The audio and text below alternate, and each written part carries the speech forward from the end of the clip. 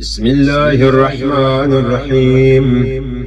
اللهم نبهني فيه لبركات أسحاري، ونبر فيه قلبي بضياء أنواري، وخذ بكل أعزائي إلى اتباع آثاري، بنورك يا منور قلوب العارفين، برحمتك يا أرحم الراحمين.